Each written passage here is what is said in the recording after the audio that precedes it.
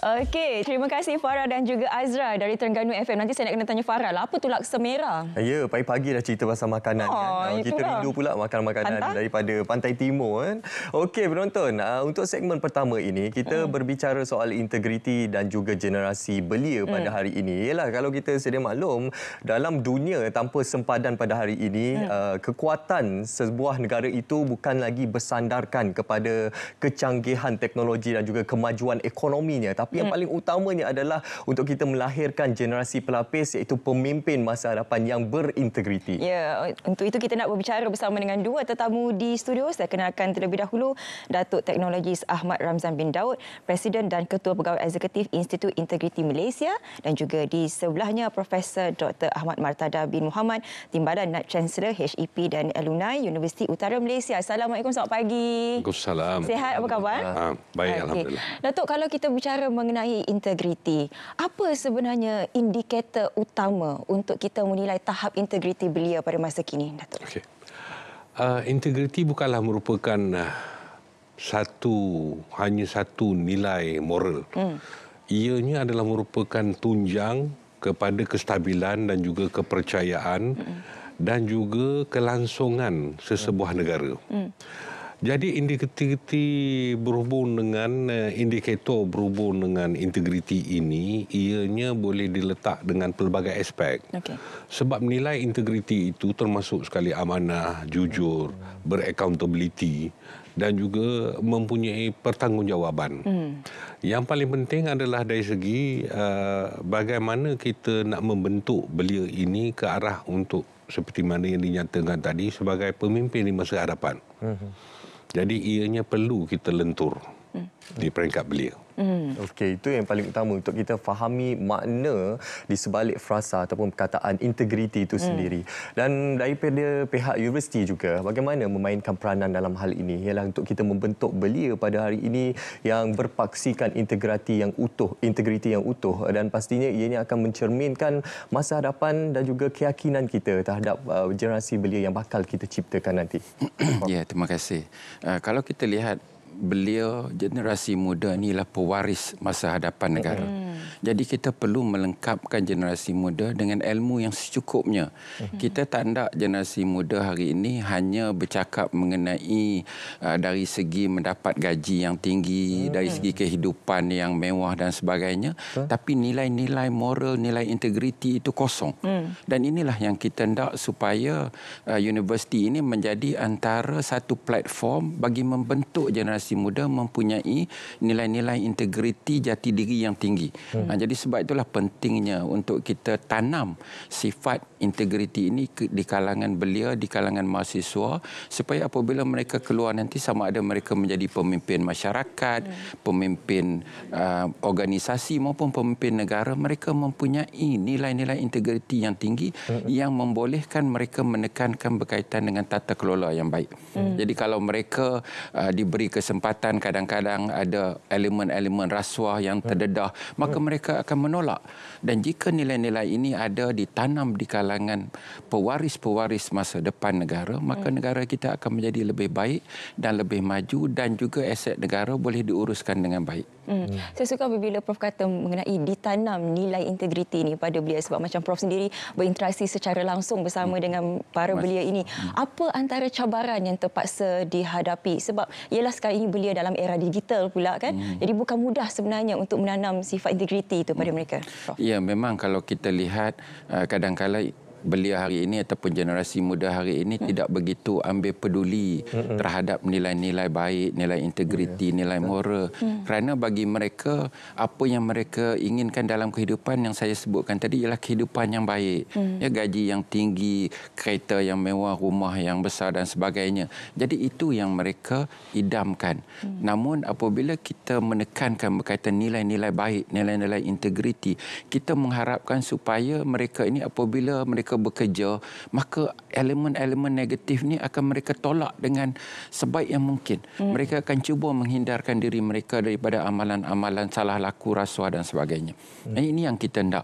Ya, kalau kita lihat negara maju macam mana sekalipun, kalau rosak nilai-nilai moral mereka, maka negara maju itu akan mundur. Banyak negara-negara di mana kepimpinan negara itu selalu terjebak dengan amalan rasuah sehingga aset negara tidak diuruskan dengan baik. Jadi ini yang kita nak terapkan di kalangan generasi muda. Okey, ialah kita kaitkan integriti ini dengan amanah, dengan rasa kebertanggungjawatan dan juga prinsip-prinsip yang perlu kita pegang untuk menjadikan kita sebagai seorang manusia yang mempunyai jati diri yang tinggi dan mempunyai pendirian yang kukuh. Khususnya bila kita bercakap berkenaan rasuah ini, kita cuba memahami kenapa sesetengah individu, mungkin juga ada dalam kalangan penjawat awam yang tercalar imejnya disebabkan oleh kes-kes yang melibatkan rasuah ini.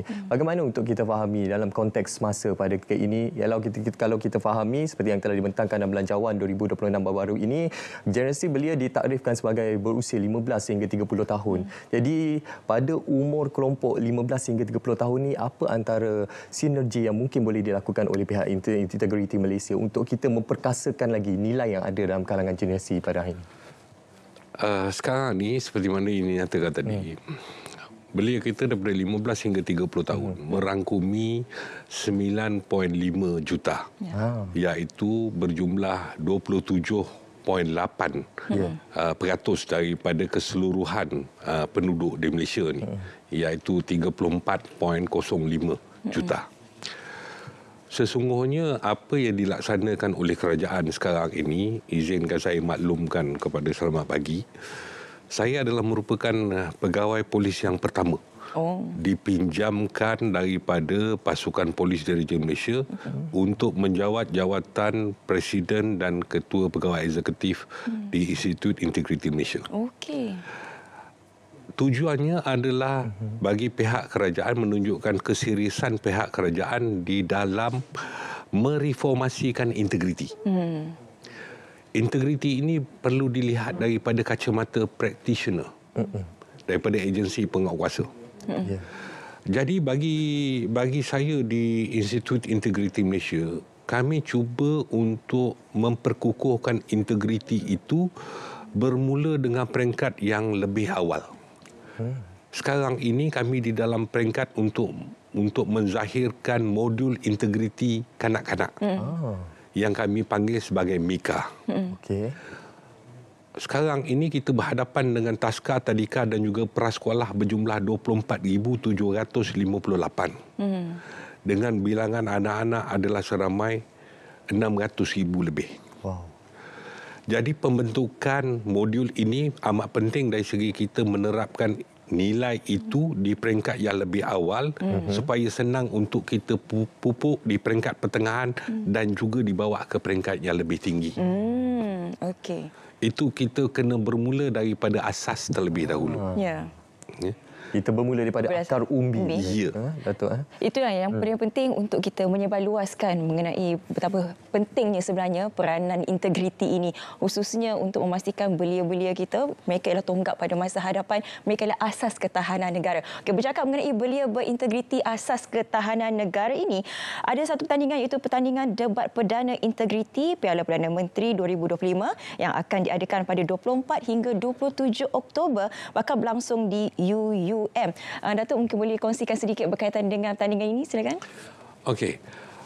Di pertandingan ini adalah merupakan kesinambungan kepada debat yang telah pun kita laksanakan pada tahun 2005.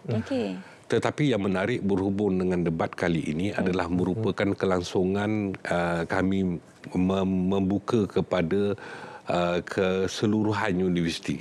Kami memperolehi penyertaan bukan hanya daripada universiti awam termasuk universiti swasta.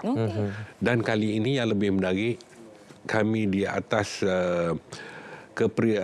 kepengurusan ASEAN oleh negara ini, maka kita jemput daripada Universiti ASEAN untuk turut serta.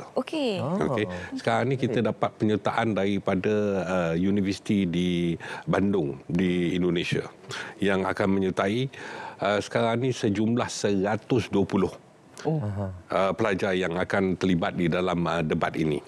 Di mana debat ini, of course, tuan rumahnya adalah merupakan Universiti Utara Malaysia.